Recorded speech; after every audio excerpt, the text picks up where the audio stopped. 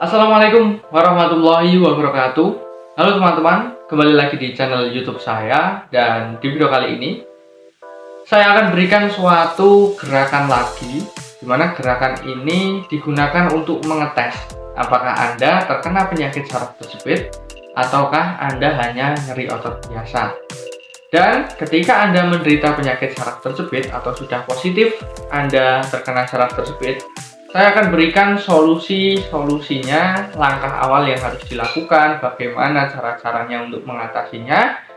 Makanya simak sampai akhir, karena di akhir saya akan berikan solusi kepada kalian, apa yang harus kalian lakukan.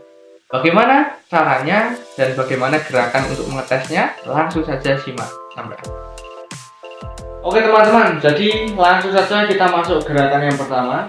Gerakan untuk mengetes apakah Anda terkena saraf tersebut atau hanya nyeri otot biasa. Nah, ketika Anda menderita penyakit saraf tersebut, kalian tidak bisa melakukan suatu gerakan ini. Seperti ini yang saya contohkan. Tidur telentang, kemudian kakinya seperti ini. Kemudian, ini ditaruh di atas segini.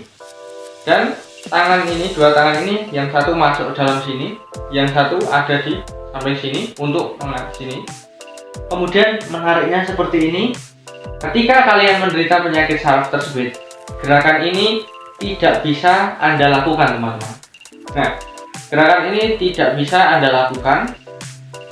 Tetapi kalau kalian menderita hanya nyeri otot biasa, kalian melakukan seperti ini masih enak atau masih bisa, tidak mengalami suatu rasa sakit di area lumbal, di area saraf skiatiknya.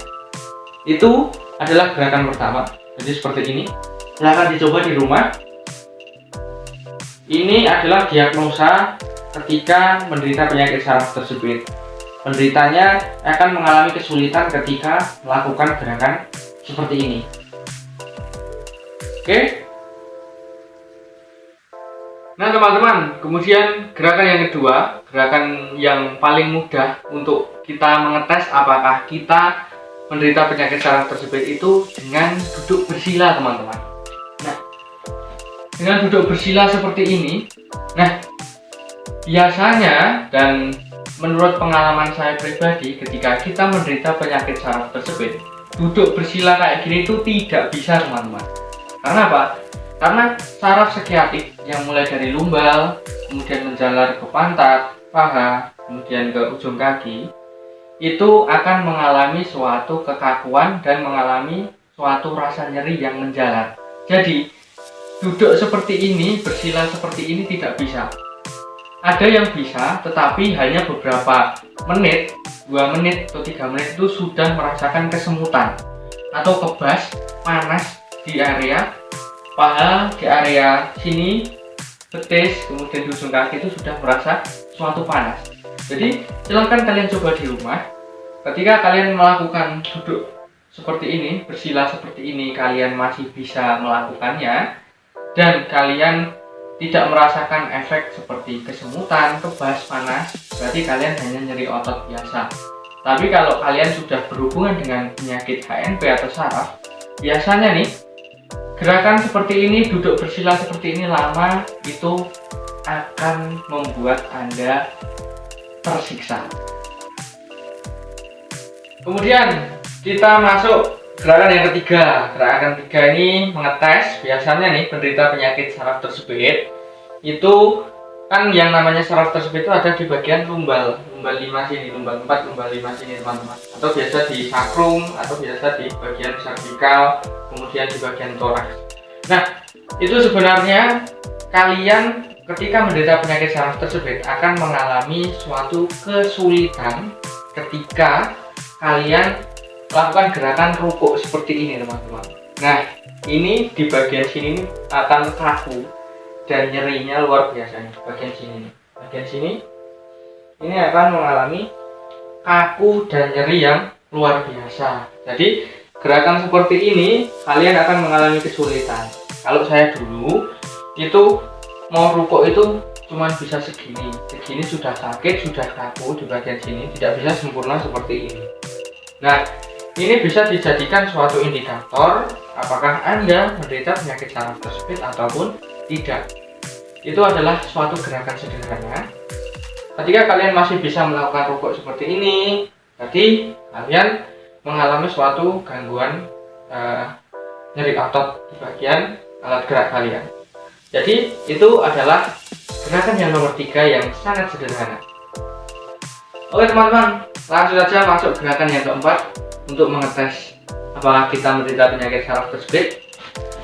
Seperti ini, kita tidur telentang dan biasanya nih penderita penyakit saraf tersebut itu akan diserang rasa nyeri di salah satu kaki, entah itu di bagian kanan atau bagian kiri. Kalau saya dulu di bagian kanan. Kemudian akan mengalami keterbatasan fleksibilitas pada alat gerak, mulai dari pinggul, paha hingga ke bawah. Jadi ketika kalian gerakkan naik ke atas gini, ini sudah sakitnya luar biasa di bagian sini, di bagian paha, sama di bagian betis. Ini sudah kebas, kesemutan, sudah nggak kuat naik ke atas lagi. Nah, itu bisa dijadikan indikator ketika kalian mengangkatkan kaki seperti ini. Di bagian pinggang sini sakit, kemudian di bagian paha ini juga sakit, pantat juga. Itu bisa jadi kalian menderita penyakit saraf tersebut. Tapi kalau kalian hanya nyeri otot, dinaikkan seperti ini, masih 90 derajat ini, segini, ditahan seperti ini masih bisa teman-teman. Nah, kaki kanan, kaki kiri masih bisa. Jadi kalau nyeri otot tidak akan merasakan suatu kebas kesemutan, nyeri panas yang menjalar di area salah satu kaki. Jadi kalian cukup seperti ini atau menaikkan lagi. Kalau kalian tidak bisa 90 derajat sudah sakit, ya ini bisa dijadikan sebagai indikator untuk mengetes apakah Anda menderita penyakit saraf tersebut.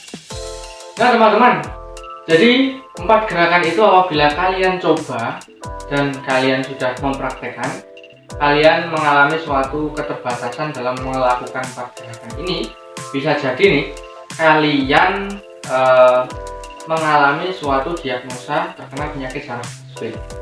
Biasanya juga penyakit saraf tersebut itu adanya ciri utamanya sakit pinggang, kemudian timbul suatu keluhan rasa nyeri yang menjalar di area salah satu kaki, mulai dari bagian pinggul, pantat, paha, betis hingga ke ujung kaki. Kalau saya dulu di bagian kanan, kemudian rasa nyerinya itu nanti berangsur-angsur perlahan-lahan akan menyebabkan kita tidak bisa bergerak. Berdiri saja itu sangat sulit, dan ketika duduk seperti ini itu justru malah tambah sakit. Jadi enaknya hanya cuma tidur, gelundang-gelundung kanan kiri dan lain sebagainya. Nah, kalau seperti itu bagaimana? Saran saya nih, yang pertama kalian coba ke dokter terlebih dahulu. Ke dokter, dimana ke dokter itu kalian coba konsultasi dan kalian coba melakukan MRI atau MRI ya, biasanya MRI itu adalah foto terkait dengan tulang belakang dan saraf. Kalau saya dulu di rumah sakit ortopedi di Surakarta. Rumah sakit ortopedi ini rumah sakit yang kelas A atau tingkatnya rujukan nasional. Jadi saya dulu pakai BPJS untuk masuk ke MRI, di foto. Kemudian nanti akan terlihat rongsenannya, akan terlihat suatu gambarnya apakah Anda, tulang belakang Anda nanti lumbanya menyentuh saraf. Jika menyentuh saraf seperti ini, ya akan berarti Anda menderita suatu penyakit saraf tersebut. Tetapi jika tidak, maka berarti ada suatu gangguan lain, entah itu nyeri otot, kemudian penyakit-penyakit lainnya. Itu yang pertama, konsultasi saja ke ortopedi. Kemudian yang kedua itu teman-teman boleh konsultasi dan melakukan pengobatan ke ahli sistem gerak seperti fisioterapi. Jika di daerah kalian sudah ada fisioterapi yang sudah cukup berpengalaman, kalian bisa mencoba konsultasi, mencoba berobat terlebih dahulu. Nanti dia akan mengajari kalian suatu pemulihannya. Nah, setelah kalian mengalami suatu latihan dengan fisioterapi, yang ketiga ini saran saya, kalian di rumah juga melakukan suatu peregangan. Nah, jika bingung peregangannya, saya sertakan link video peregangan pertama, bagian pertama di deskripsi, silahkan dilihat ya teman-teman.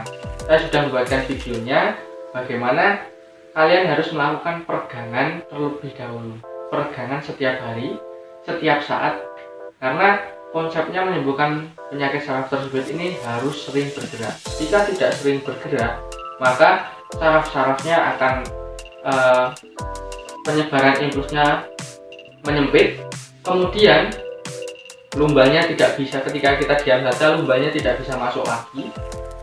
Jadi kita hanya membiarkan lumbanya menyentuh saraf saja, kemudian otot-ototnya akan terimbas, yaitu mengalami kekakuan, mengalami pengecilan otot, sehingga lambat laun nanti kita akan bisa berkurang aktivitas geraknya dan bisa mengakibatkan kita lumpuh, teman-teman. Nah, itu berbahayanya. Itu yang ketiga. Yang keempat, teman-teman, kalian bisa membiasakan untuk ikhtiar berenang. Jika kalian bingung berenang bagaimana, saya juga sertakan link videonya nanti di deskripsi. Silahkan kalian lihat, saya sudah membuatkannya. Jadi tidak usah khawatir, nanti perlahan-lahan ketika kalian merutinkan suatu peregangan, di channel ini banyak sekali peregangan dan peregangan itu bagus semua. Silahkan kalian coba, silahkan kalian turuti saran-saran saya, karena di channel ini penuh dengan suatu pengobatan terapi mandiri. Jadi silahkan dicoba, kemudian peregangan, berenang, dan latih otot core atau otot bagian perut. Nanti perlahan-lahan kalian dapat sembuh. Mungkin itu saja teman-teman, mudah-mudahan bermanfaat. Jika ada pertanyaan silahkan tanyakan di kolom komentar. Kurang lebihnya saya mohon maaf. Assalamualaikum warahmatullahi wabarakatuh.